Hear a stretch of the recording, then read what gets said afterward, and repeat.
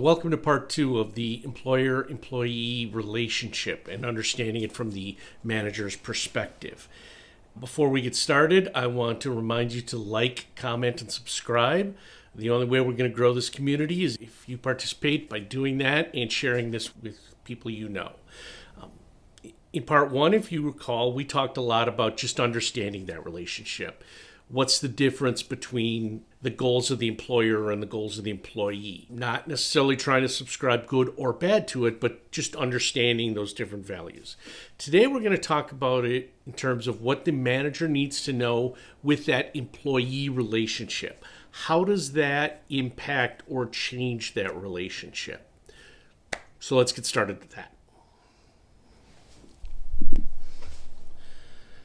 So before I start getting into the specifics of what a manager should be doing, I want to talk for just a little bit about the fact that this doesn't need to be an adversarial relationship.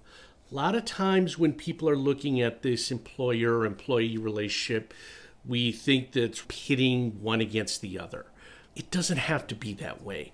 As long as there's the understanding of how things are working, we can make this a win-win situation. What I just want to make sure is that we're not looking at this with a fake lens. There are these differences, and we have to know that. Now, does that mean that the employer is going to be trying to take advantage of the employee in every little thing? No, right? Does it mean that the employee should try and squeeze everything they can out of it? No. The point isn't to try and take advantage of the other side. But the point is to understand the other side so that we can work and build into that win-win relationship and make sure one side's not getting too much of something and too little of something. So it's important that as you're talking, you maintain that mindset. It has to be very much of, this is just understanding. It's not good or bad. It's not good versus evil. It's not good guys, bad guys, those type of things. This is just the way it is.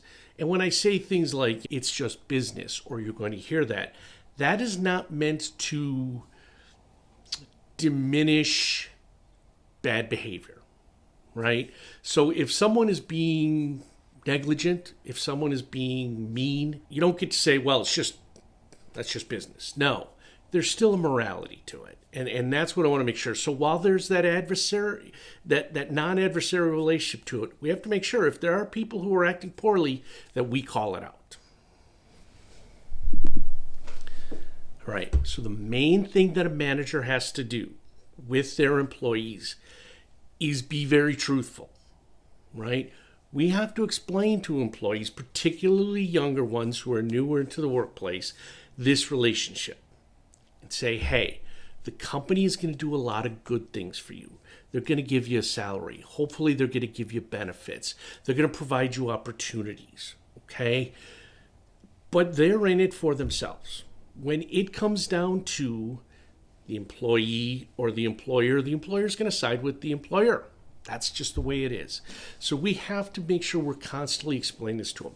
Again, not in a good and a bad sense, not in a don't let them take advantage of you type of thing, but more of you just need to understand this. This is just part of the deal, okay? So we have to be very truthful about it. They're going to hear things from senior management that says things like, we're a family, and we're all in this together. And you don't downplay it or go, they're lying or whatever, right? Because they're not lying. They mean it. They just aren't fully understanding it, and they're thinking of it in a different way. So don't start to pit you against management. Oh yeah, they're telling you that garbage. It's not true. I'll tell you the truth. That's not what we're trying to do. But what you want to say is, hey, understand what's really happening here. Okay? When they say that, what they mean is, that we're a team and we're going to work together, but it's not the end all be all. Right?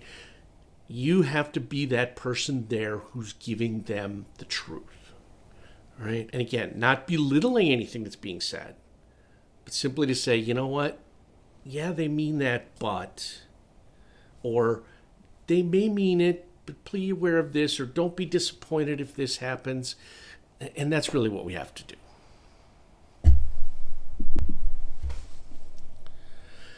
Second thing you're going to want to do as a manager is really focus on development, right? One of the things that you need to teach them is, because of this relationship and because of the way the business world has changed, the idea of lifetime employment is rare. You'll still see someone who's been working somewhere 20 years, 30 years, those type of things. Most people are going to have several different jobs, either of their own volition or because of something that happened at the company. So development is the key to that, right? And you want to focus on developing them where they want to go and where they need to go, not only to succeed in their current role, but in their future role. Things have changed too fast. So you've got to develop, even if you plan on staying for 30 years at the company, you've got to develop, because the skills that make you valuable today will be radically different than the skills that make you valuable 5 years from now, right? So even if you go, hey, I plan on staying at company XYZ for my career, 45 years, okay? Well, you better know that your job's going to change and the skills you're going to need are going to change. One of the great stats that's talked about is the top 10 in-demand jobs today didn't exist 10 years ago. 10 years ago, if I would have said, we need a social media manager, somebody would have been like, what is that? What are you talking about? Okay. Now that's a huge job. You see those all over the place, right? And we don't know what we're going to see in 10 years, right? The job that's going to be the most in demand 10 years from now doesn't exist now. Now, one of the questions I get with this is, well, if we don't know what it's going to be, how can I develop for it? Because it's skills. Everything is skill-based. And everything is more reliant on those power skills: communication, empathy, the ability to tell stories, persuasion, right? If you think back, I said social media manager didn't exist 10 years ago, or it was very rare 10 years ago. What is social media manager? They need to be able to tell a story. They need to have some graphic design, some visual aspects to it. They need copywriting. So those skills existed, just not in that format. So there are skills you can constantly be building up. Work with people and say, okay, what do you think the company's going to need 10 years from now? What do you want to be doing 10 years from now? And start to build the skills. You may not know what the role is titled, and maybe there won't even be job titles then, but those skills will stay there forever. So as you're talking to people, tell them, hey, we want you to have a long and successful career. You've got to keep building your skills. Whether that's here or somewhere else, you have to keep building your skills. So what do you want to develop? I think you could develop this, or I see this in the company or in the industry. Maybe you want to think about that, but really focus on development. That's how you really look out for them. Because if something happens to the company where they start going, we got to start laying people off, ideally they're going to start laying off the people who don't have the skills they need, or the skills are out of date, or those type of things. You want to make sure your people are prepared. The last thing you're going to want to do is you're going to want to teach employees and help them make connections. So again, I'm not talking about networking and go out there and hand out your business card and those type of things, but making those connections with people, whether they be industry connections or company connections, right? You want to teach your team how to do that. You want to give them the opportunity to do that. That comes in delegation. Maybe you have someone go to a meeting for you. They get to meet 5 new people. Maybe you coordinate with one of the other departments and say, hey, I want to, have my people come to your meetings, meet some people, your people come to mine, those type of things. Take them to industry events, take them to conferences, teach them how to do these things. And don't just go, hey, you need to do this, go do it. Show them how. Make the introductions. Focus on doing that. Because again, when they're looking at their career and they're going, I want to stay here, but I want to do X. They want to have connections inside the company. Or if they have to go somewhere else, they want connections outside of the company. So talk to them about the importance of it. Talk to them about how to do it. Do it yourself. As a manager, I'm going to conferences or going to meetings outside of the company all the time because I want to meet new people. I want to be able to, say, hey, I met so-and-so at this, and they'd be a great person for you to talk to. Or so-and-so just moved here, and I know you've expressed interest in that. Maybe I could connect you. Those are the people that are going to be successful, right? We know that. There's the cliche, your network is your net worth. Well, part of that is a cliche because it's true, right? You want to know a lot of people so that you can reach out and go, hey, I know this, and they know that. And as a manager, it's critical for you to do it, again, to model it for them, but also so that they know that it's important for them to do, right? So you want to build those connections and you want to teach them to do it. And maybe it's a goal. Maybe that's one of the goals you set where, hey, I want you to have 5 new connections this month.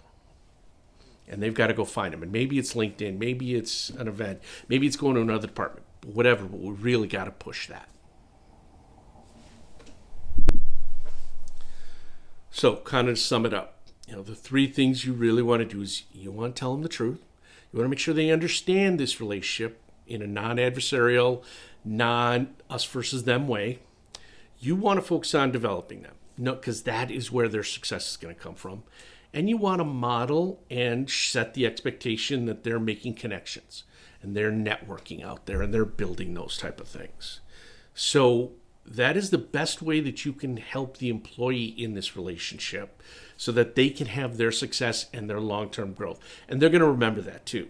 If they do move on somewhere, right, they go to another company either because they got a promotion or whatever happened, they're going to remember you. Right? And they're going to take these lessons and they're going to share with their team. And they're going to go, I had this great manager who did this for me. Right? And that's what you want to do. You want to model that. So in part 3, we'll talk about how the manager needs to work with the employer. How do they need to manage up in that relationship to make sure everything's, as best it can be in that adversarial type thing, that win-win aspect. And we'll really go into that. So again, like, comment, subscribe. I'd love to hear your thoughts on this. If you have any additional suggestions, please add them in the comments, and I'd love to hear them. So go out and be a great manager.